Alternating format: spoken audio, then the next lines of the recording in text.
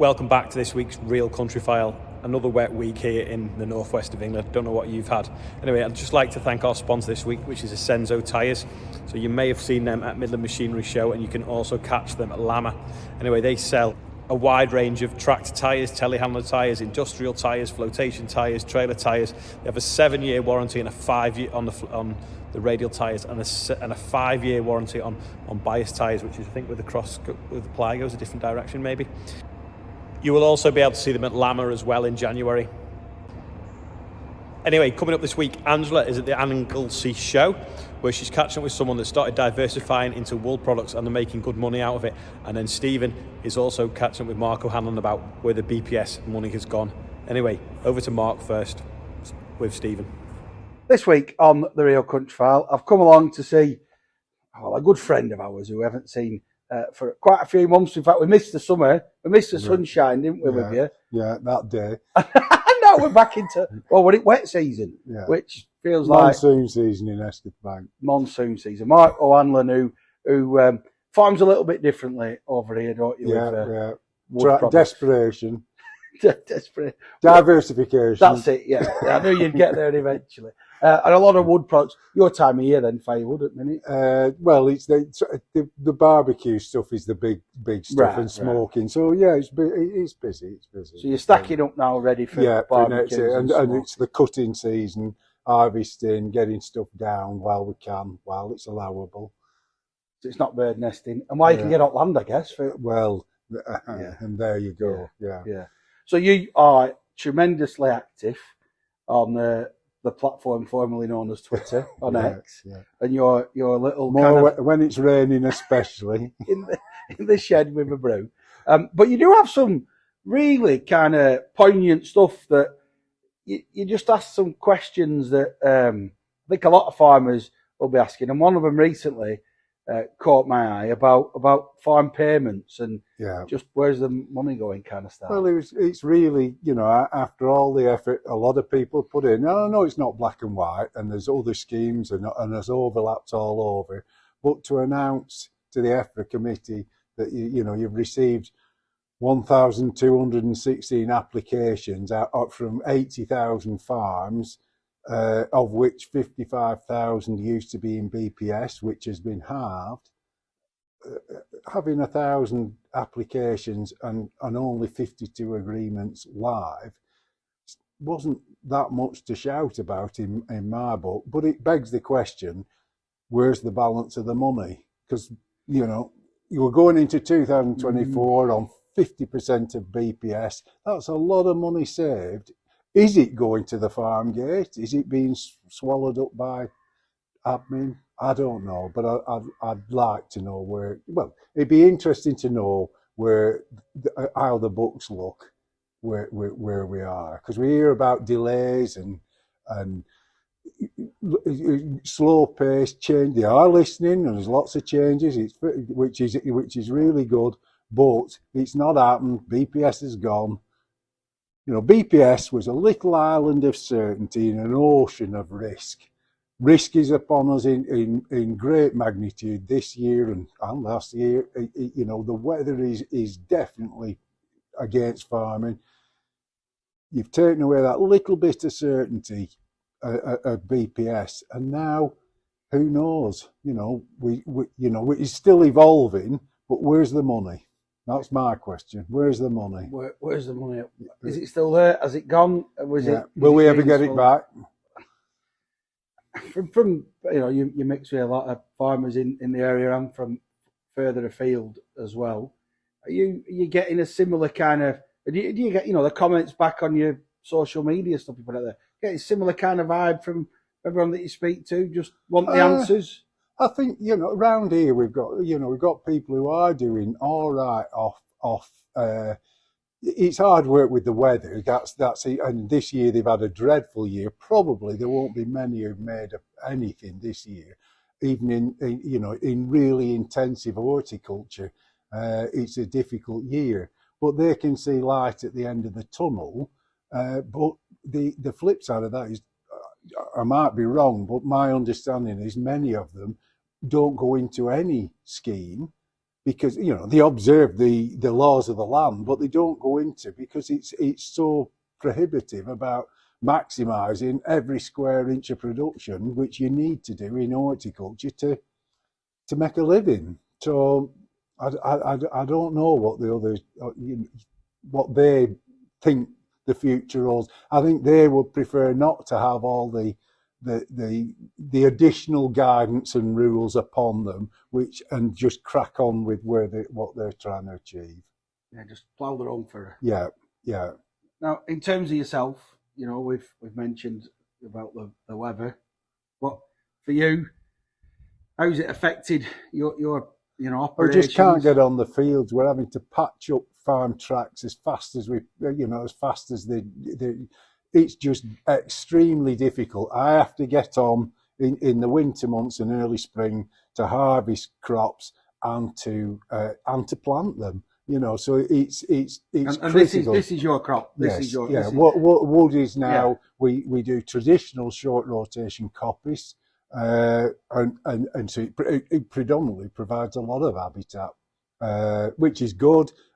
It's something that we can manage with a small workforce. It's just something we can do. If you don't cut a tree down this year, then it'll be bigger next year. So it works in these sort of environments, but you need to get something out to live off, really. So you'd be hoping for a really kind of hard winter, then you can get on land. Is that beneficial to you? Just need it, like everybody else, just need it to dry up a bit, give us a fighting chance of getting on. But it's worrying now. Access, it's just the ability to access the crop. It's just too wet. You'd just make a bigger mess than well, you probably wouldn't get there. You'd struggle, you'd get stuck, it'd be horrible. Make too much of a mess to make it with a while. Yeah. Before we go then, just to ask you, I know you've genuinely got an optimistic outlook. I know you maybe weather's dampened that a little bit this year, but how are you feeling in yourself and the business? I think we will try and find that little niche that allows us to our place in the brave new world. It won't be conventional. It won't be mainstream farming.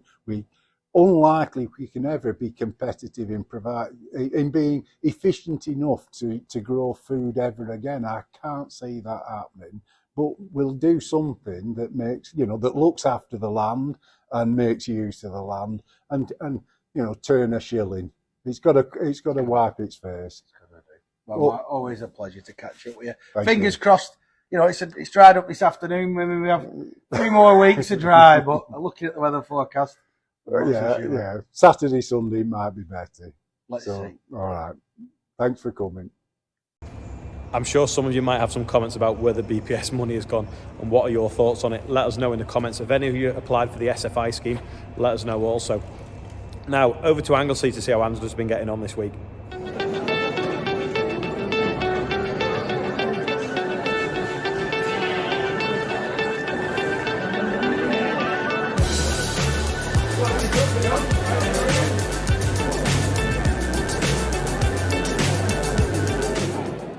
So I've been looking around the showground today and chatting to some of the stall holders, and I've been having a conversation with Roger here that owns a company called Baavet. So Roger, tell us about Baavet and what it is. Right, Baavet is, it's not a duvet, of course, it's a Baavet. So we're talking about wool. We're talking about wool pillows and wool duvets. And we basically have a small hill farm, and you can't make a living out of it. So we've done various farm diversifications over the years. We rented a small unit, and we started. My wife was doing the sewing, I was doing all the cutting out of the duvets, and it started from there. So in terms of where you source your wool from to start with, that's all from sort of local Welsh and British farms? Well, obviously, with the farming background, the idea was to get a fair price for wool. Okay. We approached some local farmers, and it was such a bad year. They said, look, take the wool. Oh, gosh. Do what you can, pay us later. Okay, right. And that's how it started. How it started. And we stuck with them. we've been giving them a fair price for their wool ever since, 3 or 4 times as much as the wool board. Right, gosh. Um, So that's, yeah, it's because worth selling the direct idea to you. was the supplier needs to have a fair deal.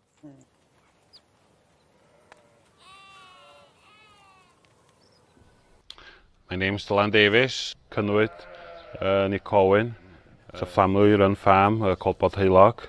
It's about 250 acres. We keep sheep and beef on the farm and grow around 50 acres of cereals as well. So it's shearing time at the moment, and yeah, I've got about 800 sheep, and very sweaty job this time, especially this weather now. But it's a job we have to do for the sheep's welfare more than anything. And I started shearing my own sheep. I'm not a professional or anything like that. I just do my own, and that's it. Normally takes, well, roughly I do about 20-25 an hour. I'm getting a bit older now, so it seems to be getting slower, but I'm still going. Yes, it will take me over a week or so, kind of thing, to do them, weather permitting. And many years ago, when my father used to farm, the wool was very important income to the farm. But now it's worthless, to be honest. What other wool manufacturers are offering us, it wouldn't cost the cost of shearing if I took contractors in. And so that's how I started with Baavet wool. I went for a search, and I found, got in touch with Roger, and I've been sending wool to him for the last 6-7 years now, and we're very happy really of the prices that he's given us. Very fair, very fair. Obviously, you're very proud that you are British and you've got your logo on, made in Britain. So And also made in Wales, in Welsh. that's it. So yeah, let's keep the good production and good ideas and entrepreneurship in the country. And if anybody wants to get further information or obviously buy a product, where do they go? Baavet, www.baavet.co.uk. Right, and we'll put the link on that on the bottom of the video.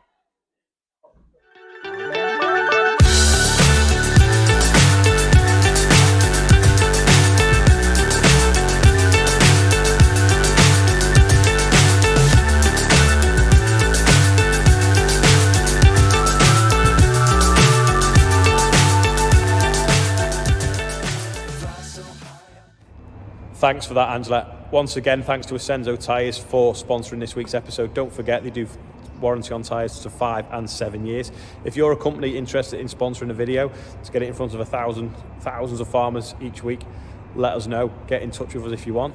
Let us know any stories that you want us to cover. Big thanks to Stephen and Mark this week, as well as Angela and Asenzo and Bush Tyres. Thanks again for watching, and we'll see you all next week.